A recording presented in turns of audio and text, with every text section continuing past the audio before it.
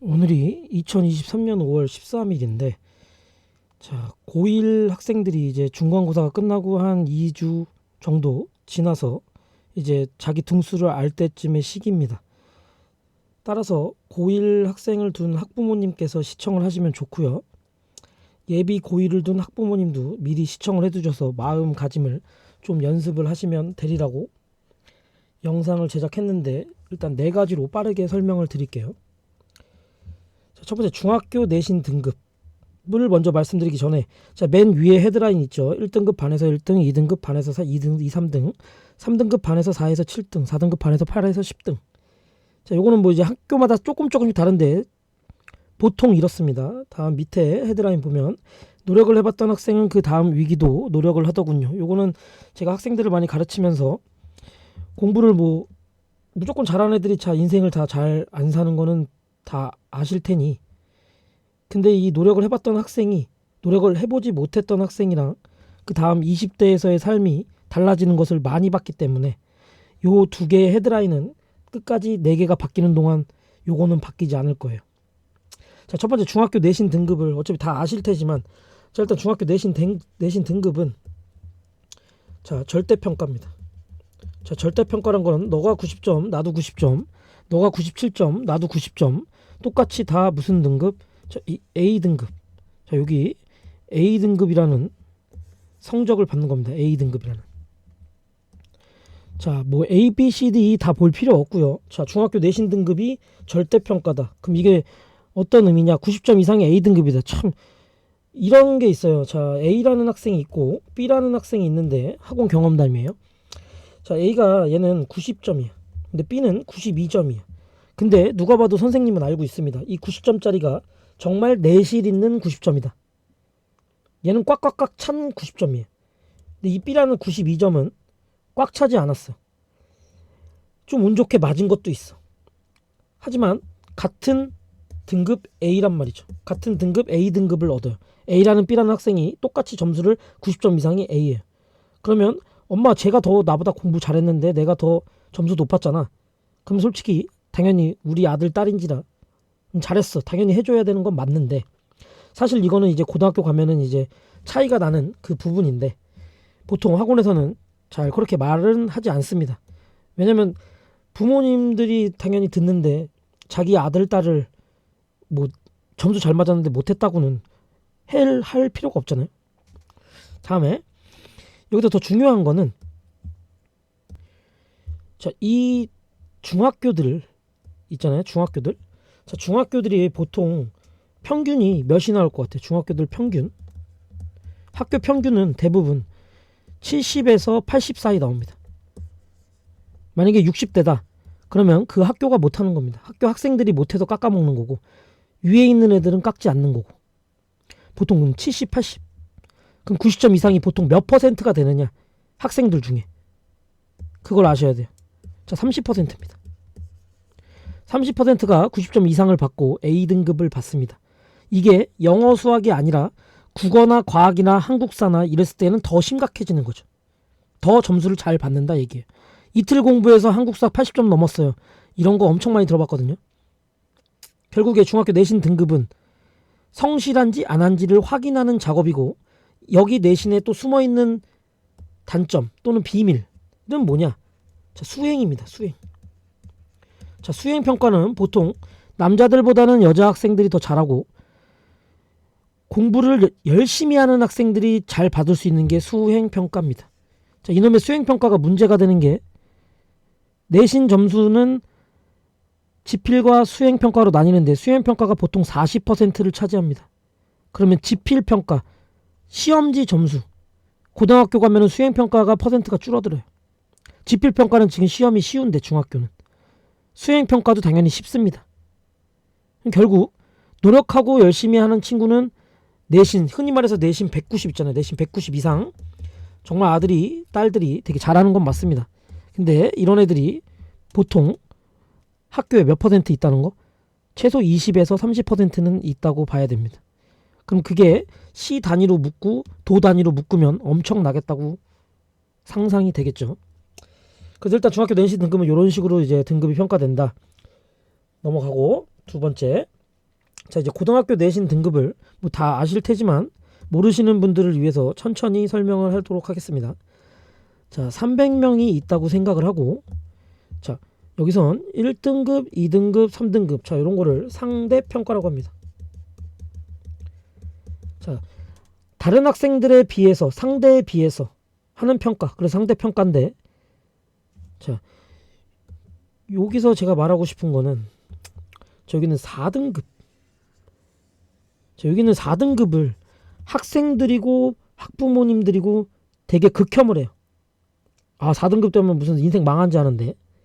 자, 일단 대충 보면은 4등급이 40%인데 일단 40%에 간다는 거는 일단 반에서 일단 30명이라고 쳤을 때 15명 안으로 들어가는 거겠죠. 12명, 11명 이렇게 들어가는 거죠. 그러면 왜 이 4등급을 무시를 하면 안 되느냐를 말하기 전에 일단 1등급은 반에서 1등. 그러면 마음에 손을 얹고 내 아들은, 내 딸은 반에서 1등을 했었나, 중학교 때. 근데 지금 모인 고등학교는 일반고 또는 자사고 또는 외고일 텐데, 자사고랑 외고는 놔줍시다. 자, 일반고를 얘기했을 때 여기서 빠진 특성화고 애들 빼고는 다 이제 공부를 하겠다고 온 친구들이기 때문에 중학교 때보다 성적이 떨어져야지 확률적으로 맞는 게임입니다. 근데 학부모님들은 이게 다 90점을 넘었고 190 내신이 넘다 보니까 그 기대감에 되게 부풀어 오르는데, 그 학생들이 맞는 점수를 제가 말을 해주고 싶어서 지금 이렇게 등급을 써놓은 건데, 중학교 때 반에서 1등을 못했는데 어떻게 1등급을 맞습니까? 1등급은 300명 기준으로 12명인데, 자, 중학교 때 반에서 1등을 하고 전교 12등 안에 들었다. 근데 그거는 뭐가 들어있습니까? 수행평가가 들어있어요. 수행평가는 다 주는 점수예요. 근데 안 했을 뿐이지. 공부 잘하는 애들이 안 했을 수도 있어요. 시험은 잘 보는데 공부를 안 하는 애들이 있거든요. 수행평가는. 그런 누적수를 다 따지고 다른 학교에서 모였다고 쳤을 때 전교 12등권은 어려운 겁니다. 다음 2등급. 자, 21명. 30이라도 해서 33명. 그 2등까지. 2등급은 21명인데 2등급까지는 33명인데 그럼 전교 33등. 중학교 때 해봤어도 고등학교 때 시 단위로 모이는데 그 안에 들면 잘한 건데 못할 수 있다. 그 3등급까지는, 제가 봤을 때는 3등급까지는 전교가 거의 한 70위권?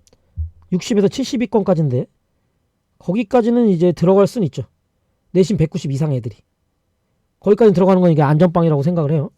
그럼 나머지 이제 중학교 때 이제 반에서 5등에서 막 10등 했던 애들, 내신 180 애들 또는 170 애들, 그 친구들이 이제 이 4등급을 가는데, 그 친구들이 보통 이렇게 4등급을 이제 들어가게 되는데, 그 나머지 애들은 이런 식으로 가는데, 솔직히 여태까지 봤을 때 이 7, 8, 9는 7이 4로 올라오는 거는 제가 봤어요. 근데 7, 8, 9 나머지 8, 9, 7 여기는 이 7, 8, 9는 솔직히 찍기 구간이라 누가 더 잘 찍었냐 대결이라 여기는 제가 뭐 언급할 수는 없을 것 같고, 자, 4, 5, 6등급 애들을 약간 더 챙기고 싶어서 이거를 더 강의를 더 찍게 된 겁니다. 다음에 어쨌든 내신 등급은 이런 식으로 이제 분포가 된다. 퍼센트를 곱해보시면 이제 반에서 이제 몇 등인지 아는데, 그냥 위에 헤드라인 1등급 반에서 1등, 2등급 반에서 2에서 3등, 3등급 반에서 4에서 7등, 4등급 반에서 8에서 10등, 요것만 기억을 하셔야 돼요. 근데 학부모님들의 학창 시절에는 40명 또는 50명이 있었을 텐데 지금은 사실 30명 정도니까 반에서 10등은 약간 그때의 10등과 느낌은 다르긴 합니다. 다음, 자, 고교 학점제. 이것도 되게 걱정을 하시는 분이 많아요. 걱정을 하시는 분이 되게 많은데, 자, 이미 고교 학점제는, 자, 22년부터 이미 고교 학점제를 부분으로 지금 시도를 하고 있고, 이래서 뭐 선택 과목을 지금 정하고 있습니다. 선택 과목을, 이게 선택 과목 정하는 게 가장 중요한데, 그래서 고교 학점제인데, 그러니까 대학교처럼 다니는 거, 이게 고교 학점제인데, 어쨌든 별로 공부 많이 안 하셔도 됩니다. 학부모님들은. 자, 왜 그러냐면 이 선택 과목이라는 거는 어차피 A라는 학교가 있고 B라는 학교가 있고 C라는 학교가 있는데 선택이라는 거는 여러 가지가 있어야 선택을 하는 건데 우리나라가 학교마다 다 모든 선생님들이 계시진 않습니다. A라는 학교랑 B라는 학교랑은 분명히 선택 과목이 달라요. 또는 B라는 학교랑 C라는 학교는 또 선생님들이 달라요. 그럼 2학년 때 배울 거 3학년 때 배울 거 서로 섞여. 그러니까 2학년 때 배워도 되는 건데 3학년 때 배워도 되는 게 또 다른 학교에서는 3학년 때 배우고 다른 과목을 또 다른 학교에서는 2학년 걸 배우고 그러니까 서로 교차돼서 이렇게 막 짬뽕으로 되는데 결과적으로 뭐 의치한 뭐 약대 뭐 이런 식으로 뭐 갈 학생들 아니면 많이 하는 과목을 따라가는 게 일단 일반적이라고 생각을 해요. 그러니까 요거는 이제 크게 걱정할 필요는 없습니다. 고교학 첨제래 이러면서 뭘 날고 뛰고 뭐 해봤자 학교 운영을 해도 어차피 똑같이 진행이 됩니다. 그러니까 걱정 안 하셔도 되고요.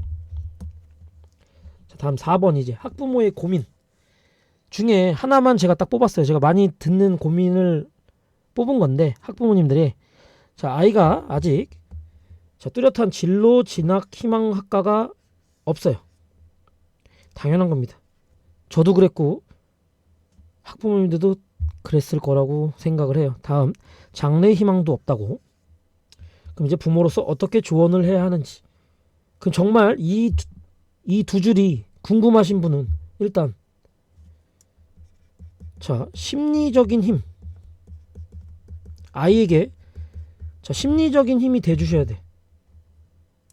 근데 여기서 더 도움이 될 수 있는 거는 자 이제 물질적인 힘이 돼주면 되는데 이 물질적인 힘이라는 거는 아이가 뭘 해야 물질적인 힘이 쏟아서 내줄 거 아닌가 싶어요. 저도 생각이.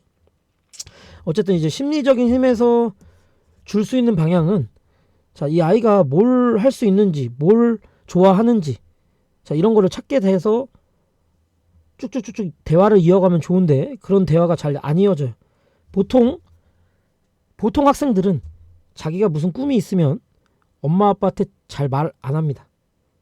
왜냐면 자기 꿈도 안 될 것 같고 얘기를 잘 안 하는데 여기서 이제 조금씩 이제 관심을 가져주면 이제 마음의 문을 열겠죠. 근데 어쨌든 그 마음의 문을 열기까지의 과정이 뭐 길든 짧든 심리적인 힘 어쨌든 얘가 뭘 이렇게 할 거야 이랬을 때 부정적인 피드백 부정적인 말들을 최소화 시켜야 돼요. 최소화. 그래야 아이가 부모에게 미안한 마음도 갖고 내가 이제 어떻게 살아야지 이런 고민도 할 시간이 생기거든요. 근데 야 네가 이렇게 했는데 점수 이렇게 이따위로 나가지고 네가 뭐 하겠냐. 그냥 뭐 공장 가서 일해. 이런 극단적인 표현은 절대 하지 마시고 약간 수용과 절충을